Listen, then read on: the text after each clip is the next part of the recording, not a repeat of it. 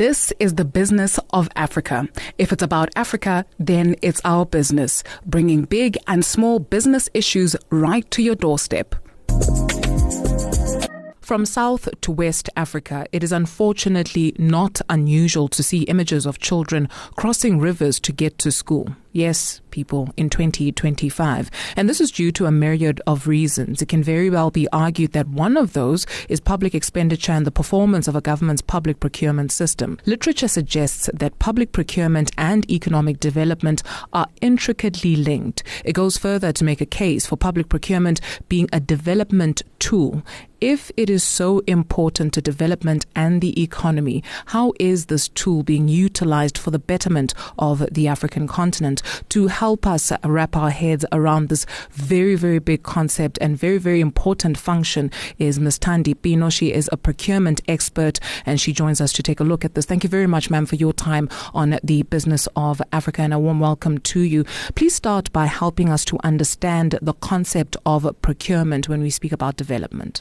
Well, good day to your listeners. To simplify the concept of procurement, we buy. It's a business-to-business kind of environment whereby we buy from other businesses. So any company that has a procurement department, if they want to buy anything, be it stationery, be it travel services, accommodation, anything, it comes to procurement unit, and then the procurement will then go and get that particular service from the market. So does the how matter when we look at the what, right? So it's the business of buying and securing a service. So how you do it, is it important? For instance, we're making an example of a bridge that is not finished in a particular area, perhaps in Ghana or in South Africa, the province of the Eastern Cape, for instance, where you find that children are still crossing rivers to get to school, where there was meant to be a bridge. Does the how matter, and what is the how?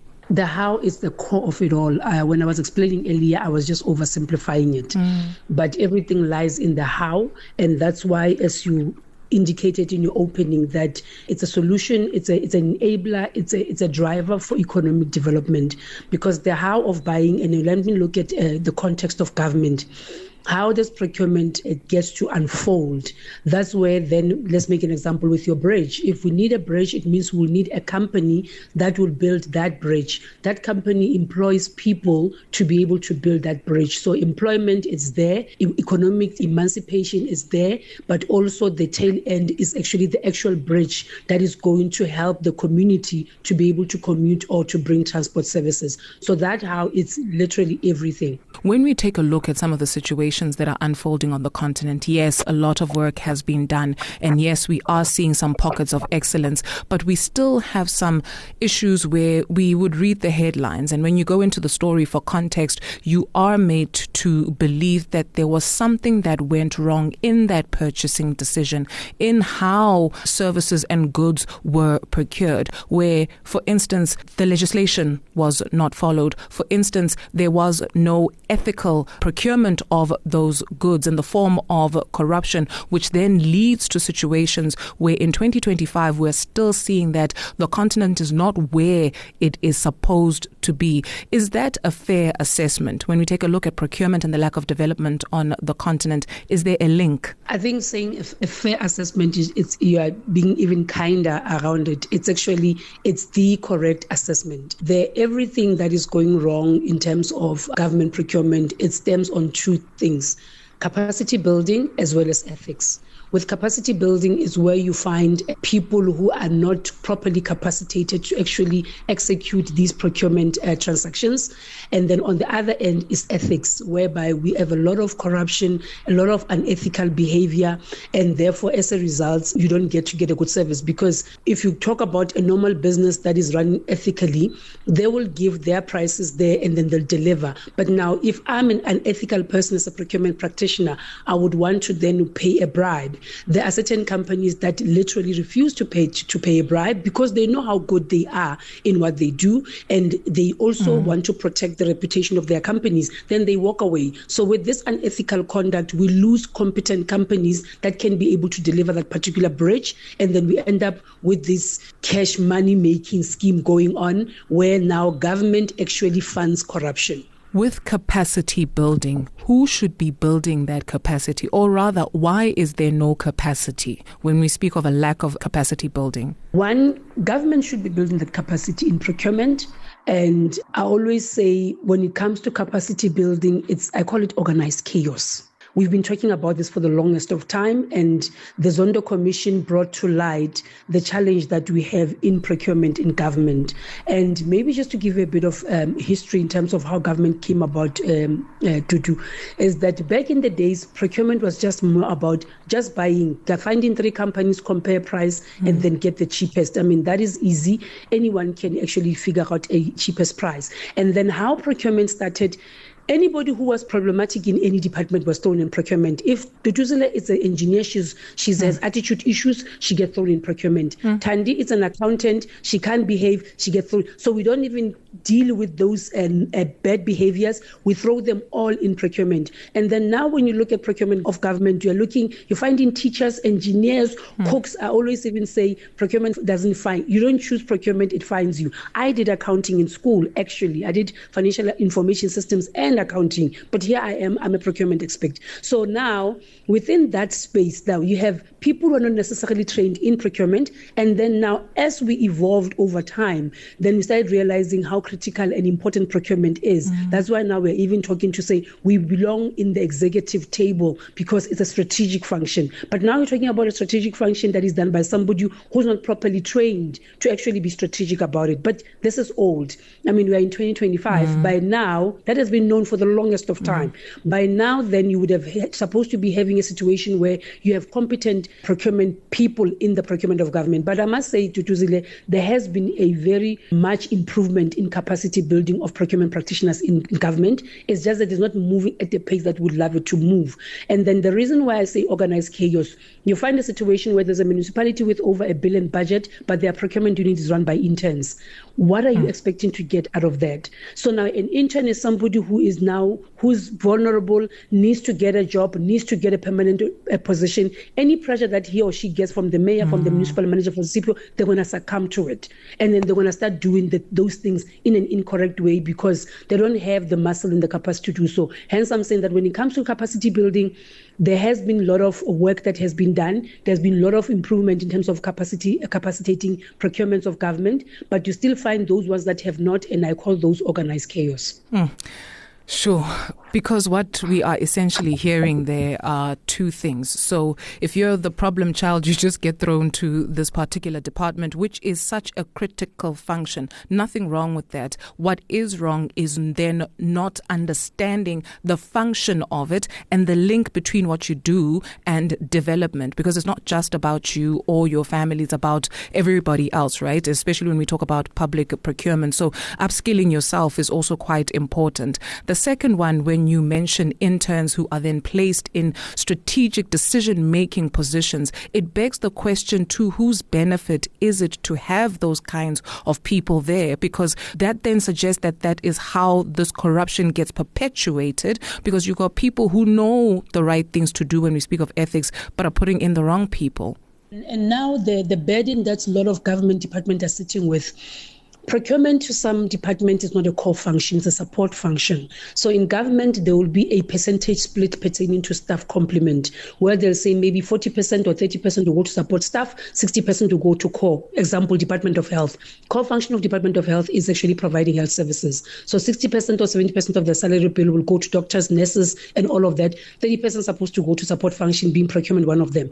But now procurement, it becoming a problem, it becomes now an added expenditure. So now Department of Health has to now start putting more money into this support function so that it can function the way it's supposed to function. And then now it comes at the expense of the core function, because some of the organizations, they don't even need to have procurement at that high level. But because of the corruption and the interference, now you want to attract people who are properly competent to come in so that they can start fixing things around, So now this corruption, hence I'm saying, it becomes expensive from the point of us paying paying more because we are paying for bribes. Secondly, paying more to capacitate as well. And one thing that pains me about corruption, and this is the reason why I always say I will never take a bribe. Tutuzi, a bribe is not paid by the person who actually pays it. For example, ABI, Coca-Cola, and McDonald's, all the MTN, they spend so much money on advertising.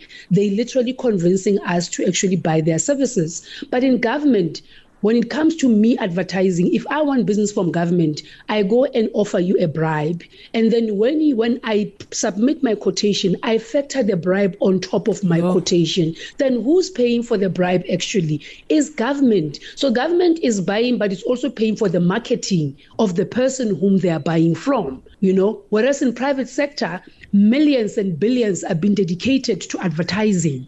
But in government, that bribe is coming from the taxpayers. So now I'm paying for this person to use this person, and I'm also paying for the service, of which I'll even get substandard work. Like I said, people who respect their profession, they flat right say, no, I'm not going to pay for a bribe. Because that's what I do, actually. I always say I'm not for everyone.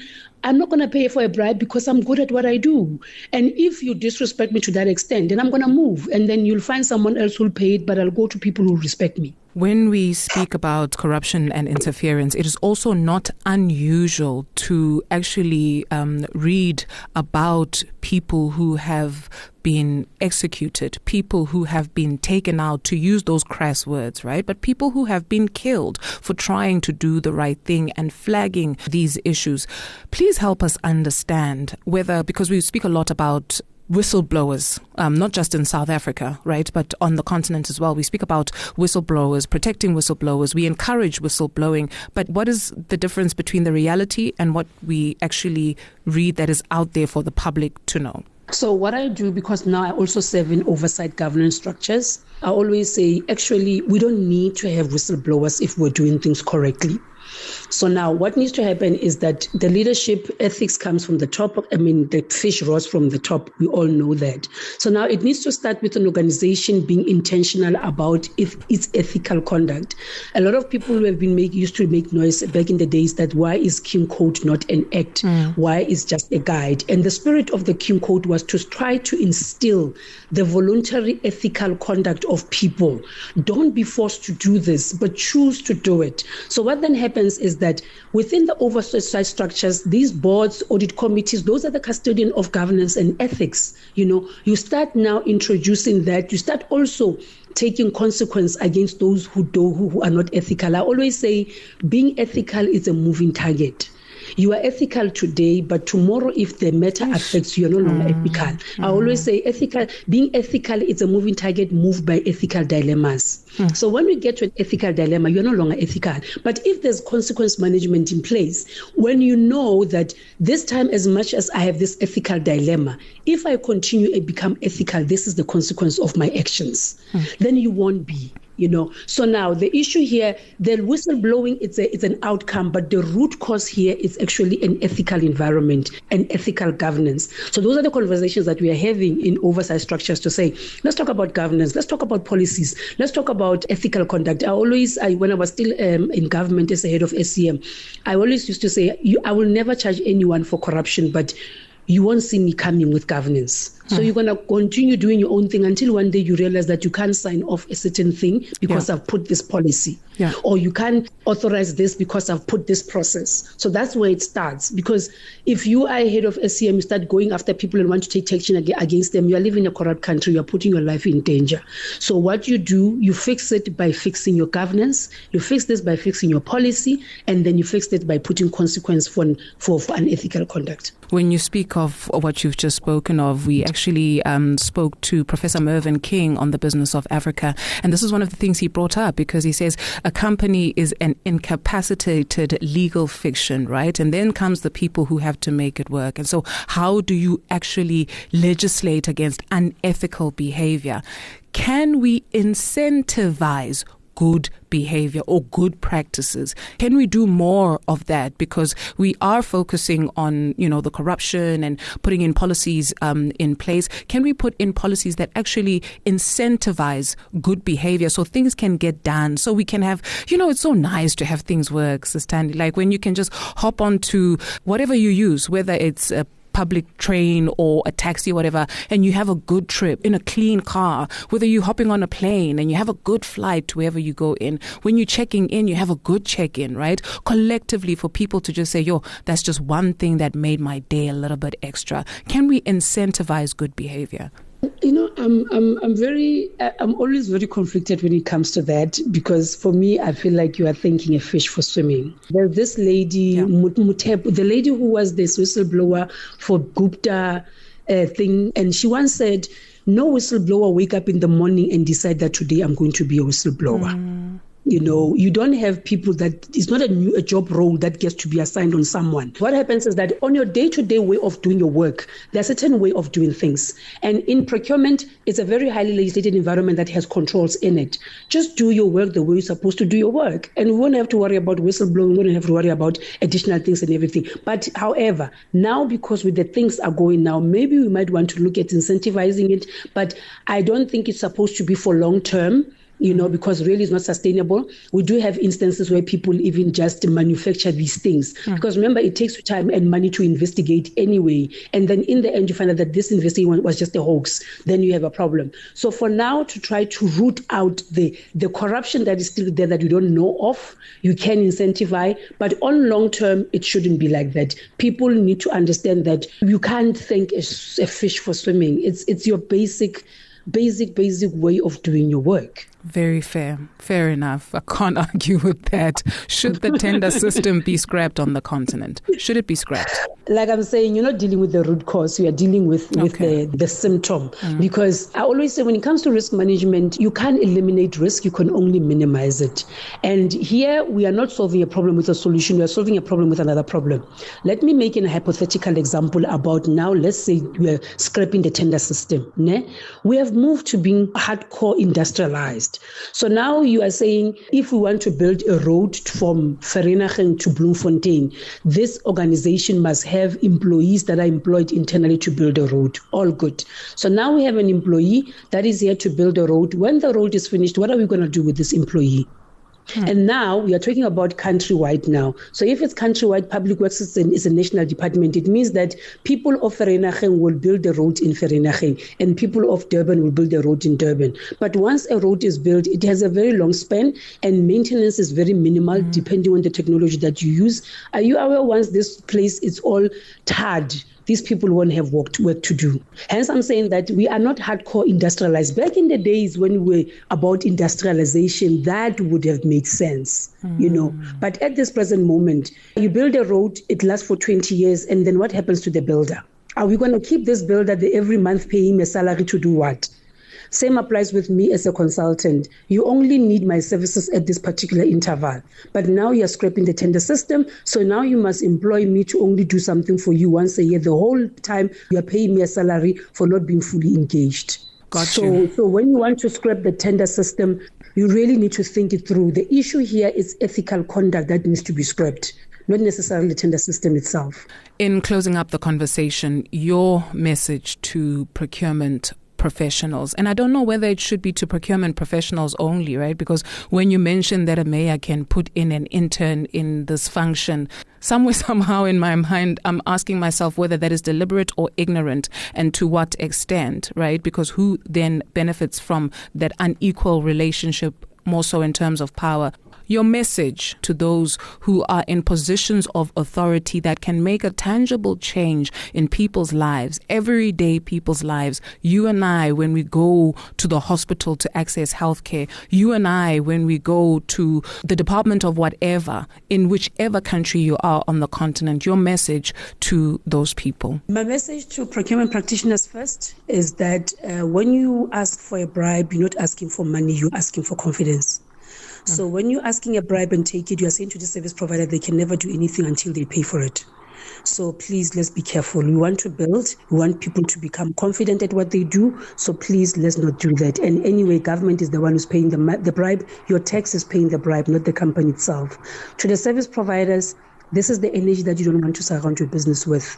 The minute you start doing your business by starting with a bribe, it will never end. It's like a woman starting your career with sleeping your way to the top. You're going to sleep even when you don't want to. That's the energy that you bring in your business. The minute you pay a bribe, even some contracts that you know you are worthy, you deserve them, hands down, you will have to pay for them because that's the energy that you brought into your business. Ma'am, thank you so much. And this is such a big conversation that we're definitely going to be having follow-up conversations about because it touches each and every single aspect of our lives. But for now, we say thank you very much for the work that you do. Ms. Thandi Pino is a procurement expert joining us here on The Business of Africa about the importance of the link between procurement and development on the African continent. Thank you very much for tuning in to the Business of Africa podcast, where we bring big and small business issues right to your doorstep. You'll hear from us again in the next fortnight, God willing. Bahaichu, Bula.